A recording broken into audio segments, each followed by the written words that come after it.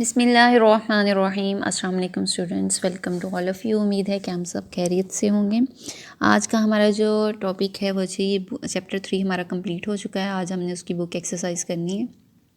सबसे पहले हम मल्टीपल चॉइस क्वेश्चंस को आंसर्स को देख लेते हैं। सबसे पहला जो आंसर है वो जी क्वेश्चन जो है वह है जी atomic radii of the elements in the periodic table. Atomic radii जी याद करें, एटॉमिक रेडियाई काम क्या हो रहा था इन द पीरियोडिक टेबल।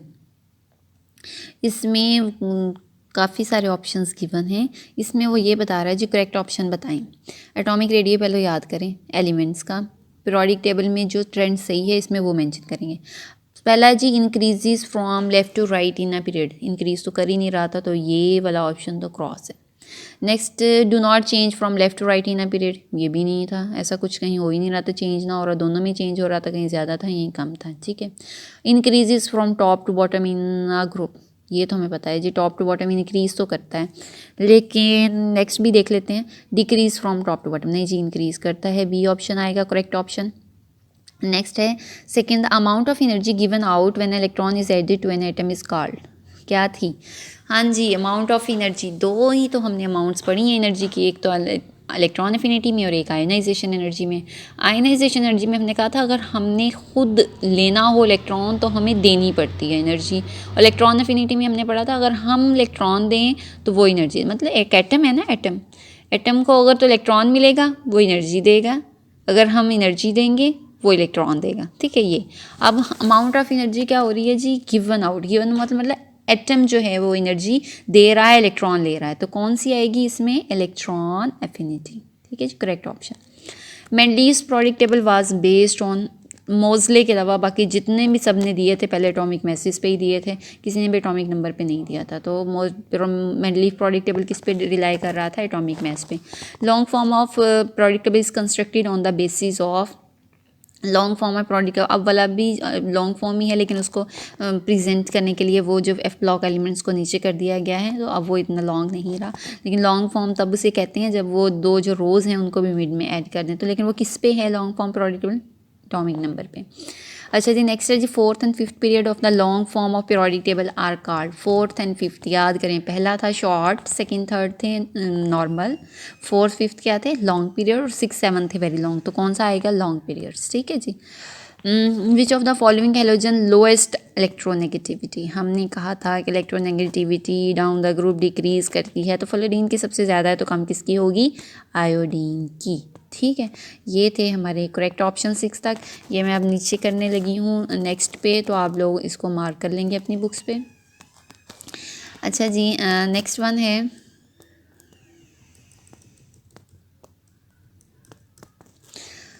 सेवंथ है जी, along the period which of the following decreases.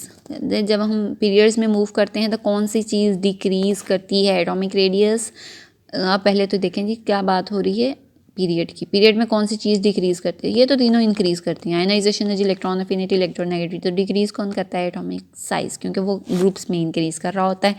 Transition elements क्या हैं? गैसेज हैं, मेटल्स हैं, मेटलॉइड्स हैं, नॉन मेटल्स हैं। ट्रांजिशन मेटल्स, एलिमेंट्स मेटल्स ही हैं। Mark the incorrect statement from the ionisation energy. Ionisation energy के लिए आपने इनकरेक्ट स्टेटमेंट निकालनी है। किलो जूल पर मोल में मेजर करते हैं, जाहिर सी बात है दोनों के लिए हमने यही पढ़ा है, इलेक्ट्रॉन एफिनिटी के लिए भी यही पढ़ा है कि किलो जूल पर मोल में मेजर करते हैं, सही है। अच्छा जी, इट इज़ एब्जॉर्प्शन एनर्जी। क्या ये एनर्जी एब्जॉर्ब होती है? Ionisation energy absorption energy. हम एनर्जी देते हैं एटम को, एटम एब्जॉर्ब कर लेता है, तो एब्जॉर्प्शन तो है। नेक्स्ट है जी, it decreases in a period. ना जी ना, पीरियड्स में तो हमने क्या पढ़ा था अभी कि पीरियड्स में सब के लिए इंक्रीज ही है, चाहे आयनाइजेशन एनर्जी हो, चाहे इलेक्ट्रॉन एफिनिटी हो, चाहे इलेक्ट्रो नेगेटिविटी हो। डिक्रीज सिर्फ एटॉमिक साइज के लिए, तो इसके लिए ये increase. It decreases in a group, नहीं जी, डिक्रीजेज हमने क्या स्टेटमेंट करनी थी? Mark the incorrect. हाँ जी, ग्रुप्स में तो ये डिक्रीज करती है, तो ये स्टेटमेंट तो सही है। हमने इनकरेक्ट ढूंढनी है, बाकी सारे तो करेक्ट है। इनकरेक्ट कौन सी है? Decreases in a period. अच्छा जी, नेक्स्ट वन है point out the incorrect statement from the electron affinity. Electron affinity के लिए आपने इनकरेक्ट स्टेटमेंट मार्क करनी है। किलो जल पर मोल में तो मेजर करते हैं। इट इन्वॉल्व रिलीज तो होती है energy. It decreases in a period, it increase in a group, group में डिक्रीज करती है, पीरियड में दोनों इंक्रीज करती हैं। बस जी इतना आपने एक चीज़ याद रखनी है, electron affinity, ionisation energy, electronegativity, तीनों पीरियड्स में इंक्रीज़ करती हैं, बस फिर बाकी इनका उल्टा आ जाएगा। जब ये पीरियड्स में इंक्रीज़ करेंगे, ग्रुप में डिक्रीज़ कर जाएंगे, एटॉमिक साइज़ इनका वैसे उल्टाएगा, तो आपको ये ईजी हो जाएगा याद रखना, इसमें कंफ्यूज नहीं होंगे। ठीक है जी। नेक्स्ट हैं हमारे शॉर्ट क्वेश्चंस।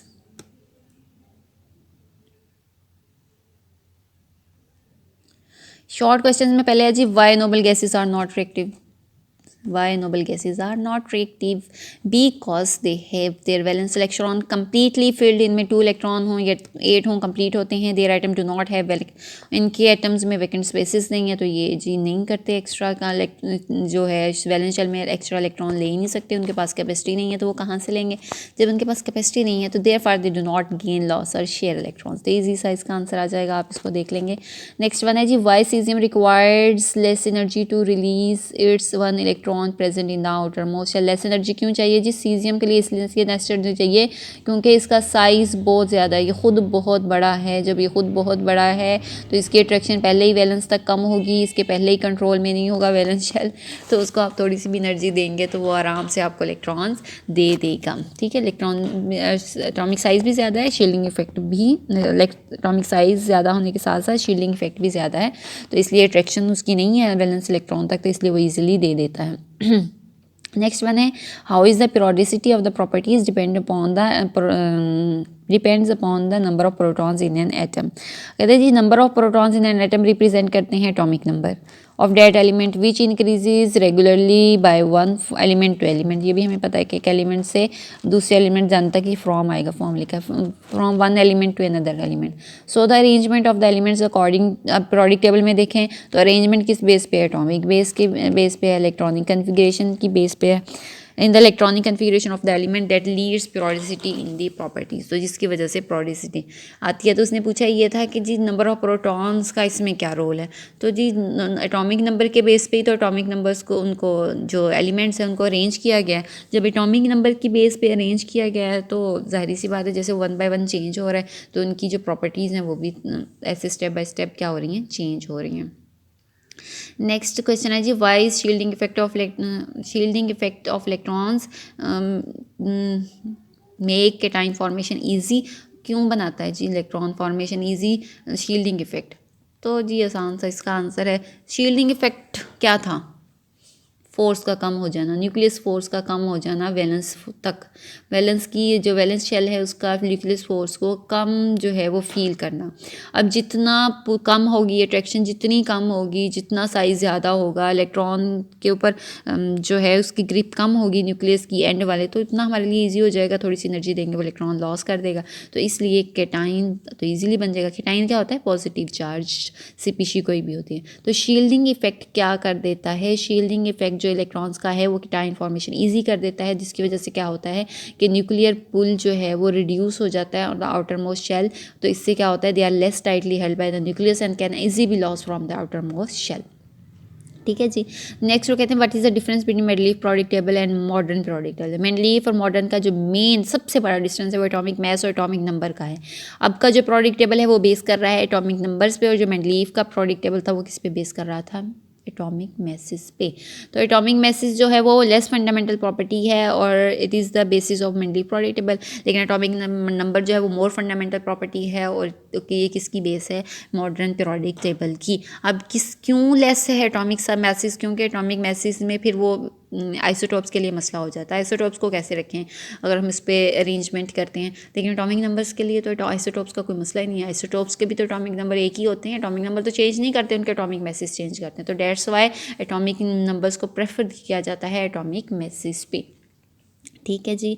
नेक्स्ट क्वेश्चन देख लेते हैं। नेक्स्ट क्वेश्चन है जी, व्हाट डू यू एक minute, what do you mean by groups and periods in the periodic table? बहुत ही आसान सा क्वेश्चन। वो कह दीजिए ग्रुप्स क्या हैं, पीरियड्स क्या हैं, तो आप लोग इजीली इसमें कर लेंगे। जी हाँ, ग्रुप्स क्या हैं?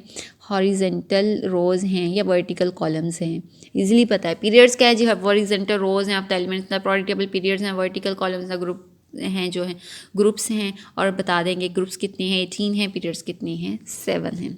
ठीक है जी। नेक्स्ट वन है, why and how elements are arrange in the 4th period.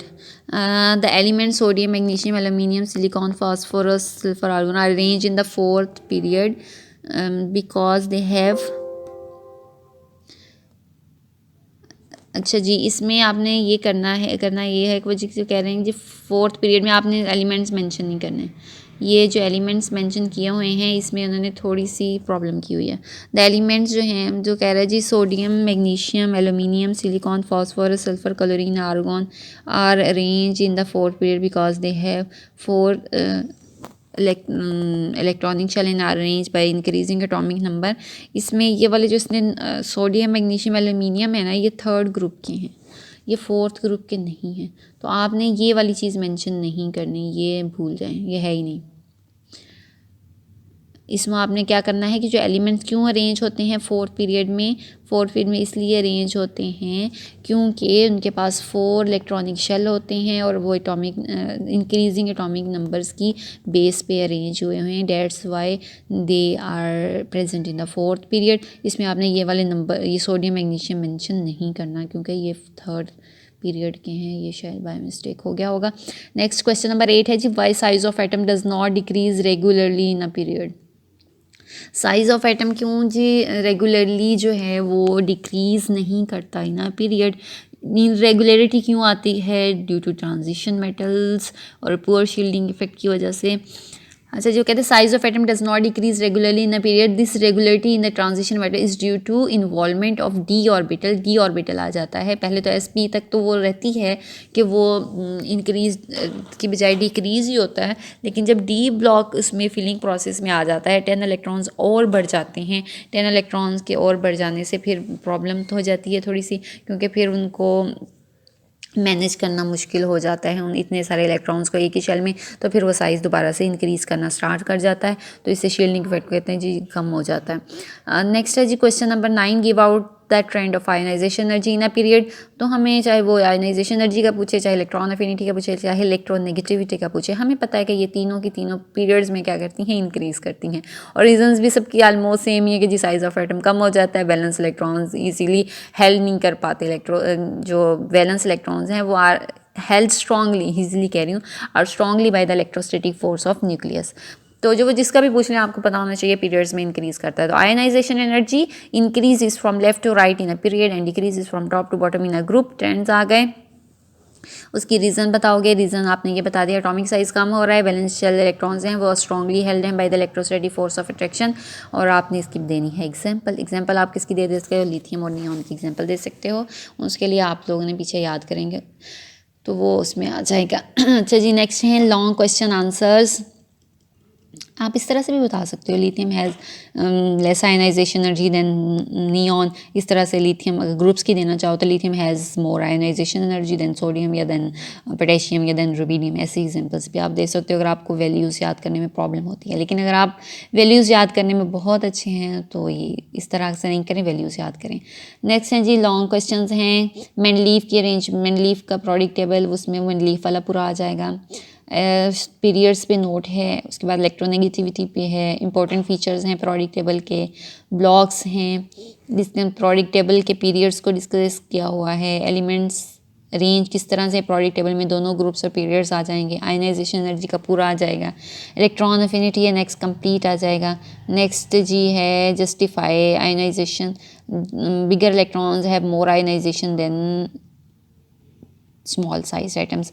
तो इसमें आपने क्या बताना है जी, सबसे पहले तो आपने ये बतानी है आयनाइजेशन एनर्जी है क्या, फिर आपने बतानी है शील्डिंग इफेक्ट क्या है, तो फिर आपने जो उसने रीज़न पूछी है क्वेश्चन उसका ये है कि जी justify statement bigger size have low ionisation energy more shielding effect. कहते हैं बताना ये है कि लो जिनका साइज़ ज़्यादा होता है उनकी आयनाइजेशन एनर्जी कम होती है, शील्डिंग इफेक्ट ज़्यादा होता है। तो ये बताना कोई मुश्किल बात है हमारे लिए, बिल्कुल भी नहीं। शील्डिंग इफेक्ट बताएं क्या है, आयनाइजेशन एनर्जी बताएं क्या है, फिर वो कहें जी एज मूव टू ग्रुप में मूव करते हैं, as move from top to bottom, तो क्या हो जाता है जी शेल ज़्यादा हो जाते हैं।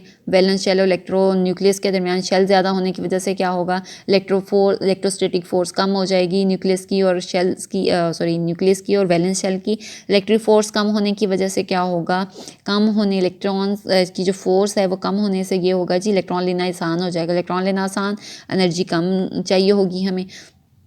जब एनर्जी कम चाहिए होगी तो ज़ाहिर सी बात है साइज़ बड़ा, शील्डिंग इफेक्ट तो बढ़ेगा, लेकिन आयनाइजेशन एनर्जी के बढ़ने से जो कम होने से क्या होगा, साइज़ बढ़ने से आयनाइजेशन एनर्जी कम हो जाएगी, लेकिन शील्डिंग इफेक्ट जो है वो साइज़ बढ़ने से ज़्यादा हो जाएगा। तो इस मीन्स ये दोनों इन्वर्स रिलेशन में कहते हैं जी as we move from top to bottom, as we move down go more groups lie between the valence shell and the nucleus of the atom. These additional shell reduce कर देते हैं electrostatic force felt by the electron present in the outermost shell. इससे क्या होता है, which results more shielding effect by such bigger size atom. तो इससे क्या होगा, वैलेंस शेल इलेक्ट्रॉन्स जो होंगे can be release easily, valence shell को हम इलेक्ट्रॉन्स को इजीली ले सकेंगे तो आयनाइजेशन एनर्जी कम होगी, लेकिन क्योंकि साइज़ ज़्यादा होने की वजह से शील्डिंग इफेक्ट तो ज़्यादा होगा। तो ये आपसे आराम से इसकी रीजंस देख लेंगे। आज का हमारा था यही लेसन, हमने करनी थी बुक एक्सरसाइज को डिस्कस। तो इंशाल्लाह नेक्स्ट लेक्चर में हम 4th चैप्टर स्टार्ट करेंगे। तब तक के लिए अल्लाह हाफिज़, अपना ख्याल रखें। Thank you so much, fee Aman Allah.